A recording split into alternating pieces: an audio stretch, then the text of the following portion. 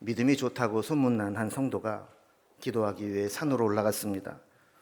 보통 산으로 기도하러 올라갔다는 것은 뭔가 비상한 각오가 있고 기도 제목이 있을 때라는 것을 의미합니다. 그는 큰 돌덩어리를 찾아서 기도하는 자리로 가져왔습니다. 그리고는 그 돌에 두 손을 얹어서 안수하며 간절히 기도했습니다. 하나님, 믿사오니 이 돌덩어리가 금덩어리로 변하게 하여 주시옵소서. 그렇게만 해주신다면 저는 이 돈을 저를 위해서는 한 푼도 쓰지 않고 교회 건축 헌금과 선교사를 후원하는 데 모두 헌금하겠습니다. 그러니 이 돌덩어리가 금덩어리로 바꿀 줄로 믿습니다 하면서 땀을 흘리고 목이 쉬어라 열심히 기도했습니다. 어느 정도 이 정도면 충분히 기도했다 싶은 이 성도가 살짝 눈을 뜨면서 안수했던 돌덩어리를 바라보았습니다. 이 돌덩어리가 어떻게 됐을까요? 놀랍게도 이 돌덩어리가 금덩어리로 바뀌었으면 얼마나 좋겠습니까? 그러나 여전히 돌덩어리 그대로 남아 있었습니다. 이것을 확인하게 된 이 성도가 자기도 모르는 사이에 이런 말을 내뱉었습니다. 내 이럴 줄 알았다니까? 여러분, 이 사람의 기도가 어떤 문제가 있을까요? 본인도 이 기도가 말도 안 된다는 기도라는 것을 알고 있었다는 것이죠. 그래서 자기도 믿지 못하는 기도를 그렇게 열심히 해왔던 것입니다. 기도는 알라딘의 마술 램프처럼 자기 소원을 들어주는 도구가 아닙니다. 기도는 우리 신앙생활에 있어서 영적인 가장 중요한 요소 중에 하나입니다. 그래서 우리는 기도의 중요성을 잊어버릴 때마다 한 번씩 기도에 대한 동기부여를 받고 올바른 기도가 어떤 것인가를 말씀을 통해 교훈을 얻어 기도하도록 자극을 받아야 합니다. 오늘 본문은 바울이 후배 목회자인 디모데에게 권면한 말씀인데 가장 중요한 권면이 바로 기도라는 사실을 이야기하고 있습니다. 디모데전서는 바울이 에베소 교회의 후임 목회자로 세운 젊은 목회자 디모데에게 주신 목회 서신입니다. 1장 3절에 보면 바울이 마게도냐로 갈 때에 디모데를 권하여 에베소에 머물라 했다라는 기록이 있습니다. 그러니까 바울을 에베소 교회에 남겨두고 디모데를 에베소 교회에 남겨두고 바울은 마게도냐로 갔다라는 것이죠. 당시 에베소 교회에는 안팎으로 여러 가지 문제들이 많이 있었습니다. 3절에 보면 다른 교훈을 가르치는 자들이 있었습니다. 4절에 언급한 것처럼 신화와 끝없는 족보에 몰두하며 믿음의 본질을 흐리는 자들이 교회 안에 들어와 미혹하고 있었습니다. 내부적으로는 아직 교회의 틀이 온전히 세워지지 않은 때였고 교리적으로도 완전히 정립되지 않은 상황에서 이런 거짓 교사들이 들어와서 교리를 흔들어 버리면 교회는 큰 혼란을 겪을 수밖에 없었던 것이죠. 뿐만 아니라 외부적으로도 당시 세계적인 상황은 로마의 압제를 받고 있었던 상황입니다. 또 세상 사람들은 곳곳에 교회가 세워지면서 의구심을 가지고 교회를 바라보며 도대체 예수쟁이들이 뭐 하는 사람들이냐, 모이는 교회가 어떤 곳이냐, 이런 의구심을 가지고 바라볼 때였었죠. 그래서 18절에 있는 말씀과 같이 바울은 디모데에게 전에 지도한 예언의 말씀으로 선한 싸움을 싸워야 된다라고 말씀할 상황이었습니다. 또한 19절에서 어떤 이들은 이미 믿음의 선한 양심을 버리고 믿음에서 파선한 자들도 있었다라고 이야기를 합니다. 이렇게 안팎으로 힘든 상황에서 목회하고 있는 디모데에게 바울은 애정을 담아 서신을 보낸 것이 디모데전서, 디모데후서입니다. 이렇게 우리는 힘든 상황일수록 필요한 것이 기도라는 사실을 기억해야 합니다. 평상시에는 예전에 기도해 놓은 것으로 그 덕으로 살아갈 수 있습니다. 그러나 힘든 상황을 만들 때에는 옛날에 심어놓은 기도 가지고는 안 되고 기도에서 나오는 힘으로 시험을 이겨낼 수 있기 때문에 힘들수록 더 힘써 기도해야 되는 것입니다. 그래서 1절에 보면 그러므로 내가 첫째로 권하노니 라고 시작하는데 여기에서 첫째로라는 말은 순서의 순번적 첫째라기보다는 중요도의 의미에서 가장 우선적으로 해야 될 것이라는 의미입니다. 이렇게 첫째로 권한다 하면서 주신 말씀이 뭐냐면 모든 사람을 위하여 간구와 기도와 도구와 감사를 하되라는 것입니다. 그냥 기도해라 라고 말씀하지 않고 간구와 기도와 도구와 감사를 하라 하면서 기도에 대한 여러 가지 형태를 반복하면서 강조하고 있는 것이죠. 이렇게 첫 번째 중요한 것이면서 반복해서 강조할 정도로 중요한 것이 기도라는 겁니다. 기도는 선택이 아니라 필수이며 삶의 수단이나 도구가 아니라 우리의 영적 생존을 위한 생명줄과 같은 절대적인 요소입니다. 우리가 평상시에도 기도 없이 영적으로 바로 선다는 것이 어렵지만 힘든 상황일수록 우리는 더더욱 기도에 힘써야 하는 것이죠. 이렇게 바울은 1차적으로는 후배 목회자인 디모데에게 기도에 대한 교훈을 주셨지만 더 넓은 의미로 말한다면 오늘 우리에게도 이 기도에 대한 교훈을 주고 있는 겁니다. 오늘 본문을 통해서 바울이 주었던 가장 중요한 권면, 첫 번째로 강조한 것이 기도라는 것을 살펴보면서 그 원리를 살펴보려고 합니다. 먼저 첫 번째로 기도의 지경입니다. 우리는 무엇을 위해 기도해야 되는가, 어디까지 기도해야 되는가 할 때 모든 사람을 위하여 기도하라라고 말씀합니다. 오늘 본문에 반복해서 나오는 단어 중에 하나가 모든 사람이라는 단어입니다. 1절에서도 모든 사람을 위하여 간구와 기도와 도구와 감사를 하라 그랬고 2절에서도 임금들과 높은 지위에 있는 모든 사람을 위하여 기도하라 그랬습니다. 4절에서도 하나님은 모든 사람이 구원받기를 원하신다고 했고 6절에서도 예수님은 모든 사람을 위하여 자기를 대속물로 주셨다고 했습니다. 이 말씀에 비추어 볼 때 우리의 기도는 매우 제한적입니다. 좀 부정적인 의미로 말한다면 이기적이고 세속적이고 현세적이고 물질적인 기도를 많이 합니다. 그러나 하나님은 우리의 기도가 여기에 머무르지 않고 그 지경이 넓어지기를 원하십니다. 저도 가만히 돌아보니까 제가 목사가 안 되었더라면 저의 기도도 무척 이기적이고 제한적이었을 것이다라는 생각을 해봅니다. 담임 목사가 되고 나니까 책임감 때문에 기도의 지경을 어쩔 수 없이 넓힐 수밖에 없습니다. 도리어 그것이 은혜요, 복이라는 생각을 하게 하죠. 또 제가 저 스스로에게 기도에 대해서 체근하는 것 중에 하나는 성도님들이 목사님 기도해 주셔서 감사합니다라는 인사를 할 때 그 인사에 부끄럽지 않게 기도해야 되겠다라는 것입니다. 그리고 저는 목사가 의무적으로 해야 될 목회 사역의 가장 중요한 것 중에 하나가 기도라고 생각합니다. 목회 사역 중에는 하지 않으면 금방 표시나는 사역들이 있습니다. 예를 들어서 설교 준비 제대로 안 하면 설교 시간에 헛소리를 하게 되는 겁니다. 또 신방 같은 경우도 지금 이렇게 힘듭니다 이야기했을 때 신방하지 않으면 금방 우리 목사님은 교인들에게 관심이 없나 봐 라고 표시가 나게 되죠. 또 중요한 행사들이 있는데 행사에 대해서 준비를 하지 않으면 행사 당일에 아무것도 할 게 없어서 안 한 것이 표시가 나게 됩니다. 이렇게 하지 않으면 금방 사람의 눈에 표시가 나는 목회 사역들이 있습니다. 그러나 반면에 표시나지 않는 사역들도 있죠. 기도하지 않는다거나 하나님 앞에 개인적으로 묵상의 시간을 갖지 않는다거나 이런 것들은 하루 이틀 안 한다고 해서 여러분들이 알 바가 없지 않습니까?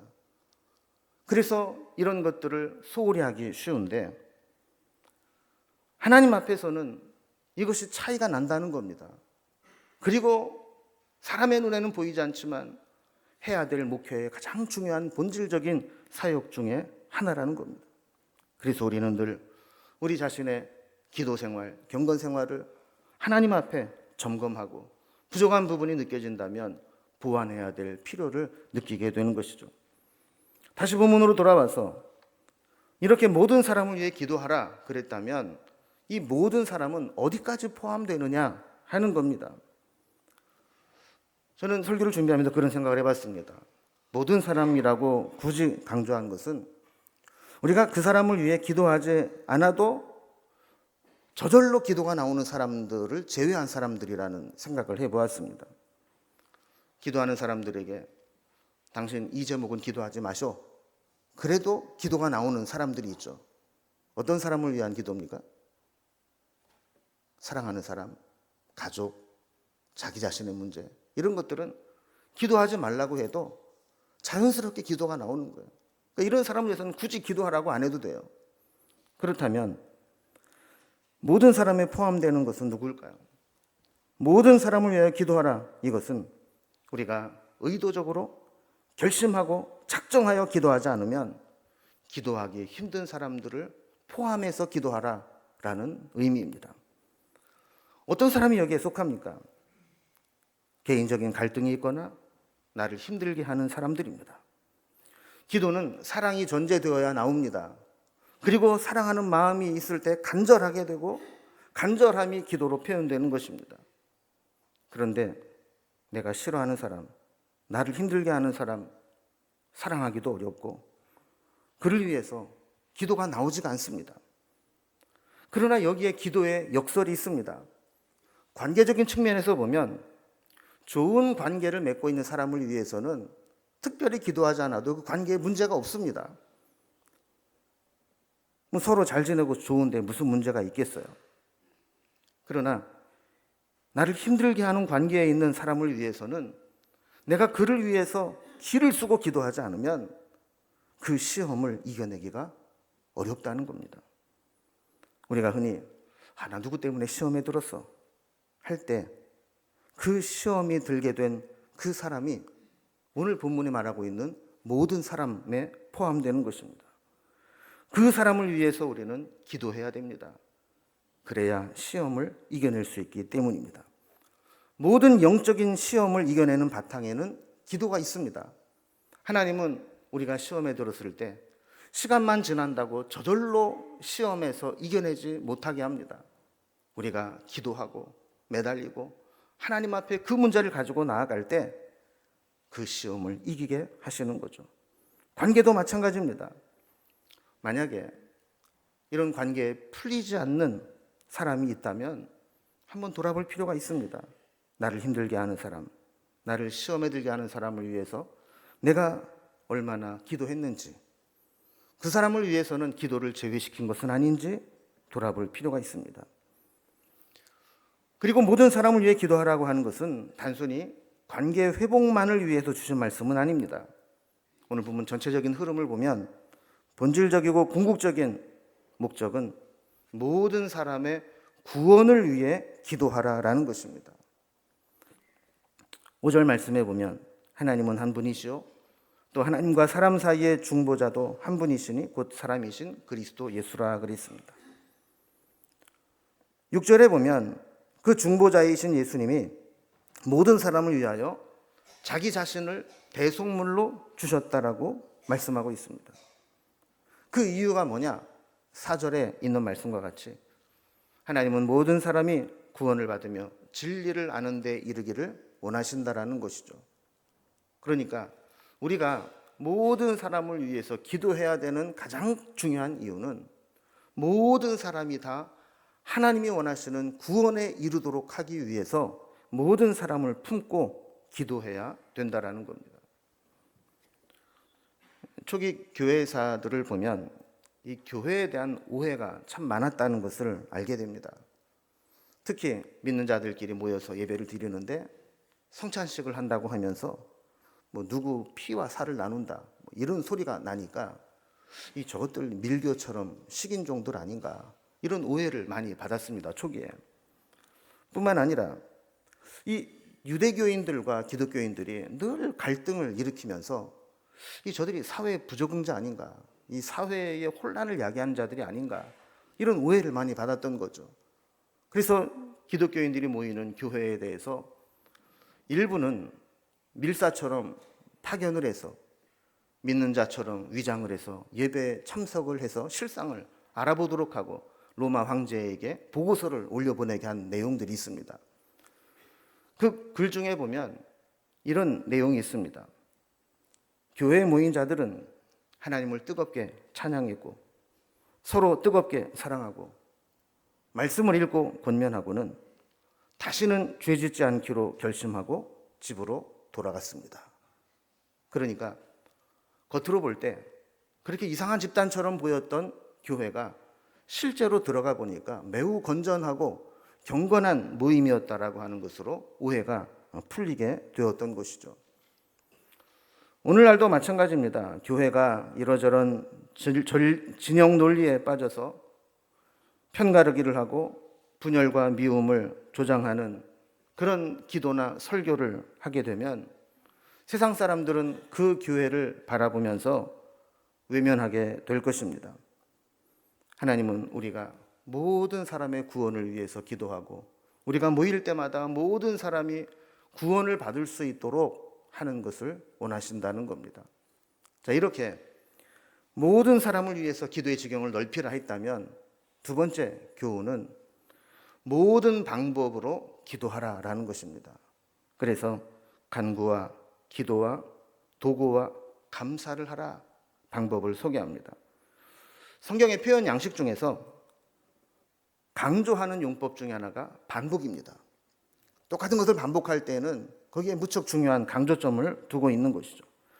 예수님도 기도에 대한 교훈을 주실 때 그냥 기도하라 그러면 될 것을 구하라, 찾으라, 두드리라 이런 똑같은 의미로 반복해서 말씀하시면서 절대로 응답될 때까지 포기하지 말고 계속 기도하라라는 교훈을 주신 겁니다.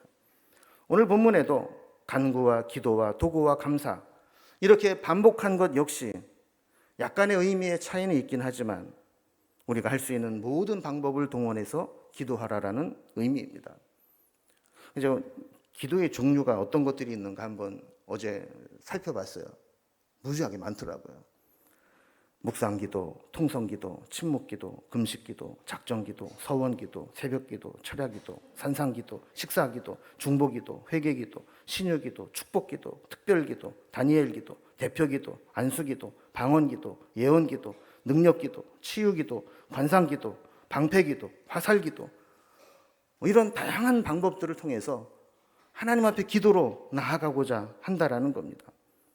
근데 바울은 이런 방법이나 형태의 틀에 얽매이지 않도록 의미적으로 기도를 구분해 놓고 있는 것을 보게 됩니다. 그것이 바로 간구와 기도와 도구와 감사입니다. 그럼 첫 번째로 한번 간구를 봅니다. 간구가 뭔가? 간구는 간절히 얻기를 바라는 요청이나 청원입니다. 기도가 일반적이고 포괄적인 의미에서의 기도라면 간구는 개인적이고 구체적인 당사자의 요청이라고 볼 수 있습니다. 그러니까 일상적인 기도가 아니라 나에게 어떤 특별한 문제가 생겼을 때 하나님의 특별한 도우심과 구원이 필요할 때 드리는 기도라고 할 수 있는 거죠. 내가 시험에 들었다고 판단이 되거나 나에게 어떤 문제가 생겼다고 느낄 때 그 특별한 기도 제목을 가지고 나아가는 것이 간구라는 거예요. 옛날에 어떤 부흥 강사님이 그러더라고요. 간구는 간이 저리도록 하는 기도가 간구다. 뭐 그렇겠죠. 물론 개인의 어떤 심각한 문제 의식을 가지고 기도하다 보면 진짜 간이 저릴 정도로 간절하게 나오겠죠. 두 번째, 기도를 의미합니다. 이 기도의 중요한 의미는 하나님과의 교제와 일상적인 대화를 의미하는 겁니다. 여러분, 만약에 우리가 뭔가 문제가 있어야만 대화를 한다면 그것은 인격적인 관계가 아니라 거래적인 관계죠. 하나님과의 관계에서도 내가 뭔가 아쉬운 게 있고 응답받아야 될 때가 있어야만 기도한다면 그것은 거래적인 관계입니다. 하나님이 원하시는 것은 일상적으로 친밀한 교제를 원하십니다. 범사에 하나님과 동행하며 하나님을 의지하고 하나님과 친밀한 교제를 갖기를 원하시는 거죠. 어쩌면 우리가 생각할 때 이 친밀한 교제는 기도 가운데 가장 평범한 기도의 제목일 수 있을지 모르지만 하나님의 입장에서는 이 친밀한 교제가 기도의 가장 중요한 이유가 될 수도 있는 것입니다. 세 번째 기도는 도구입니다. 이 도구는 이웃과 타인을 위한 기도입니다. 이 도구의 가장 큰 특징은 나를 위한 기도가 아니라 다른 사람을 위한 이타적인 기도라는 겁니다. 일반적으로 중보기도라는 용어로 많이 사용을 해왔는데 일부에서 이 중보자는 예수님 뿐이다 라는 인식으로 우리가 하는 기도를 중보기도로 할 수 없다라고 꺼리는 분들이 계셔서 이런 분들은 도구라는 용어를 사용해라 그러는데 이 도구가 성경에 여기 한 군데밖에 안 나와요. 지금 우리가 잘 쓰지도 않는 말이에요. 아마 도구가 뭔지 오늘 처음 아시는 분들도 많이 있을 거예요, 아마. 도구는 어쨌든 나를 위한 기도가 아니라 다른 사람을 위해서 내가 대신 기도하는 것. 이게 도구라는 겁니다. 마지막으로 감사가 있습니다. 감사는 내가 필요해서 달라는 게 아니라 이미 주신 은혜를 고백하는 것입니다.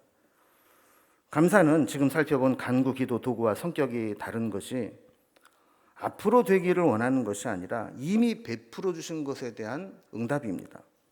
모든 기도는 은혜로 응답하실 것을 전제로 합니다. 아까 서론 부분에 말씀드린 네, 그럴 줄 알았다니까 이런 기도가 아니라 하나님께서 반드시 응답하실 것을 믿고 기도하는 것이죠. 모든 기도의 마침과 완성은 감사입니다. 우리가 구한 모든 것은 하나님께서 선하신 뜻대로 응답하실 것이기 때문입니다. 여러분, 감사에는 엄청난 힘이 있습니다. 기도의 응답을 앞당기는 능력이 감사에 있습니다. 우리가 감사하게 되면 우리의 심령이 더욱더 풍성해지게 됩니다. 그래서 우리의 기도에는 반드시 감사가 들어가야 합니다. 이렇게 바울은 디모데에게 일반적인 기도의 원리를 소개했습니다. 기도의 지경은 모든 사람에게 이뤄야 된다. 기도의 방법은 우리가 할 수 있는 모든 방법을 총동원해서 기도해야 된다. 그러면서 세 번째로 보면 그 교회가 속해 있는 특수한 상황 가운데서 임금들과 높은 지위에 있는 모든 사람들을 위해서 기도하라라는 것을 첨부합니다. 이런 일반적인 원리를 설명하던 바울이 갑자기 디모데가 목회하고 있는 현장에 있는 특수 상황 속에서 기도할 내용을 설명하는 것이죠. 2절에 있는 말씀과 같이 임금들과 높은 지위에 있는 모든 사람을 위해서 기도하라라는 겁니다. 이 말씀은 전통적으로 오해를 많이 샀던 말씀입니다. 그래서 많은 사람들이 자기가 좋아하는 진영에서 대통령이 되면 임금을 위해서, 위정자를 위해서 기도하랬다고 하면서 온갖 축복의 기도를 다 합니다. 그러다가 자기가 반대하는 진영에서 대통령이 되면 현 정부가 이렇다느니 저렇다느니 하면서 비판하는 기도를 합니다. 일관성이 없죠. 임금과 위정자를 위해 기도하려면 어느 진영에서 대통령이든 똑같이 기도해야 되는데 내 입맛에 따라서 정부를 비판하거나 찬양하는 기도는 잘못된 기도라는 겁니다. 그렇다면 여기에서 임금들과 높은 지위에 있는 자들을 위해서 기도하라는 게 무슨 의미일까요? 지금 디모데 전서의 디모데가 편지를 받는 상황 속에서 임금들과 높은 지위에 있는 자들은 로마의 황제와 로마의 권력자들입니다. 이들은 교회 입장에서 보면 이교도들이며 교회의 박해자들입니다. 신앙을 방해하는 자들이고 교회에 어려움을 주는 자들입니다. 이런 자들은 우리가 기도하지 않으면 적대감을 가지고 원망과 분노로 대할 수 있습니다. 신앙생활을 방해하고 압제하고 박해하기 때문이기도 하지만 교회를 억압하는 것 때문에 그들의 마음속에 세상을 향해서 분노와 원망으로 살아갈 수 있게 된다는 겁니다. 그래서 믿음의 사람들은 마땅히 위정자들을 위해서 기도해야 된다는 겁니다. 왜냐하면 그들이 올바른 정책을 쓰고 기독교의 우호적인 정책을 만들어야 성도들도 경건과 단정함으로 고요하고 평안한 생활을 할 수 있기 때문입니다. 여기서 경건은 하나님과의 관계이고 단정함은 사람들과의 관계입니다. 우리 신앙생활이라고 하는 것이 하나님과 사람들과의 관계로 이어지지 않습니까? 하나님과의 관계에서 예배가 바르게 드려지고 단정함으로 이웃들과 좋은 관계를 맺는 것은 위정자들과 연관성이 크기 때문에 그들을 위해서 기도하라는 겁니다. 또한 임금들과 높은 지위에 있는 모든 사람을 위해서 기도하라고 그랬어요. 이것은 중간 지도자들을 위해서도 기도하라는 겁니다. 우리에게 영향을 끼치는 지도자 한 사람이 얼마나 중요한가는 따로 설명을 드리지 않아도 너무나 잘 알고 있는 사실입니다. 여러분, 교회에서 담임 목사 한 사람이 얼마나 중요합니까? 총회를 이끌어갈 때 총회장이 어떤 마음을 가지고 있느냐가 얼마나 중요합니까? 한 나라의 대통령이 어떤 국정 철학을 가지고 있느냐가 얼마나 중요합니까? 또 각부 장관과 부처장들이 어떤 의도를 가지고 있냐가 얼마나 중요합니까?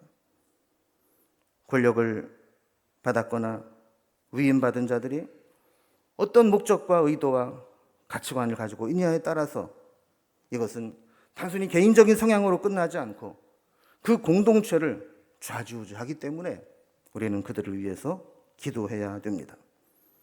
3절에 보면 이런 것들이 하나님 앞에 선하고 받으실 만한 것이라고 말씀합니다. 특히 높은 지위에 있는 사람들에게 더 많은 기도가 필요합니다. 왜냐하면 그들은 더 어려운 일들을 감당해야 되고 더 많은 책임을 져야 하고 더 많은 유혹과 공격을 받기 때문입니다. 이런 상황에서 그들이 사명을 잘 감당하기 위해서는 믿는 자들의 기도가 필요하다라는 것이죠. 그래서 8절에 보면 바울은 가장 아름다운 남자의 모습을 하나 소개합니다. 물론 9절 이하에서는 여자에 대한 이야기를 많이 하지만 8절에 보면 남자에 대한 이야기를 이렇게 합니다. 그러므로 각처에서 남자들이 분노와 다툼이 없이 거룩한 손을 들어 기도하기를 원하노라. 여러분이 말씀을 잘 보면 남자들의 약점과 단점이 잘 나옵니다. 남자들은 대개 혈기가 많습니다. 분노를 잘하고 조절하지 못해 다툼으로 이어질 때가 많습니다. 하나님은 이러한 남자들의 약점을 기도로 고치기를 원하십니다. 기도하지 않으면 고칠 수 없습니다. 많은 사람들이 이렇게 이야기합니다. 타고난 성격이 그런데 어떠냐고. 그냥 난 생긴 대로 살겠다고. 내가 그렇게 태어난 걸 어떻게 하느냐고 핑계를 대면서 평생 혈기로 다른 사람과 대결하고 분노와 다툼의 노예가 되어 살아갑니다. 그러나 기도하는 남자는 이러한 약점들을 극복하고 도리어 거룩한 손을 들어 하나님 앞에 기도하게 되는 것입니다. 저는 집안에서도 남자가 기도하기 시작하면 가정이 달라질 줄로 믿습니다. 기도할 때 영적 권위가 세워지게 됩니다.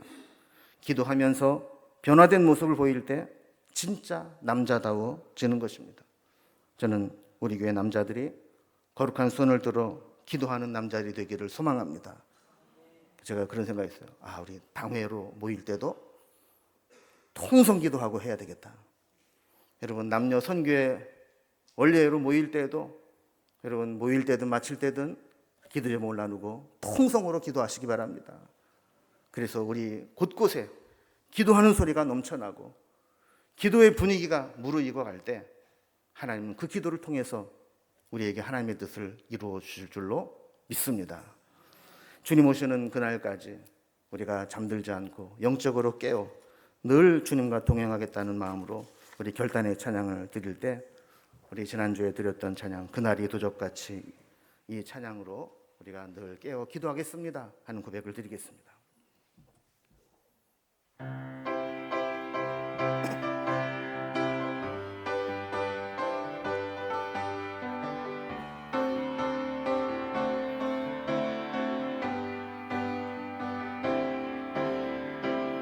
그날이 도적같이 이를 줄 너희는 모르느냐.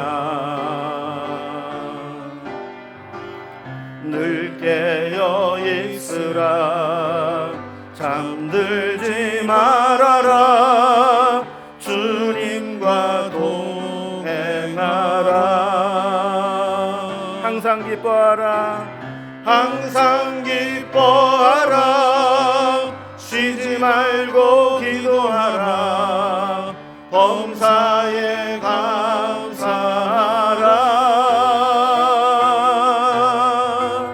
이는 예수 안에서 너희에게 향하신 하나님 뜻이니라. 평강의 하나님이 너희를 거룩하게 하시고 온 몸과 영혼 오실 그날에 금없기 원하노라. 항상 기뻐하라. 쉬지 말고 기도하라. 범사에 감사하라.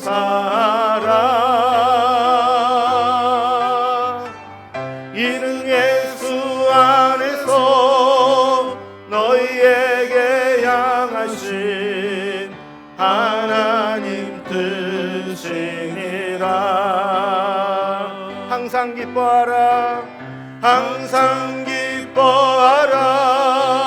쉬지 말고 기도하라. 범사에 감사하라.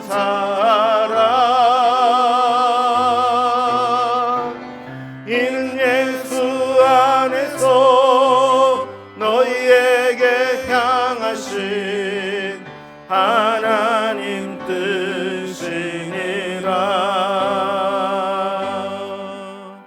아멘. 오늘 주신 말씀 생각하면서 한번 기도하겠습니다. 우리의 기도의 지경은 하나님이 원하시는 만큼 확장되고 있는지, 우리가 평안할 때가 아니라 정말 필요할 때, 시험에 들었을 때 기도하고 있는지, 그리고 기도의 풍성함을 하나님은 허락하셨는데 너무 단조롭고 너무 기도가 막히고 있지는 않은지 돌아보면서 하나님, 우리가 하나님이 원하신 대로 기도하는 자가 되게 하시고 분노와 다툼이 없이 거룩한 손을 들어 기도하는 우리 공동체가 되게 해달라고, 우리 가정이 되게 해달라고 합심해서 기도하겠습니다. 기도합니다.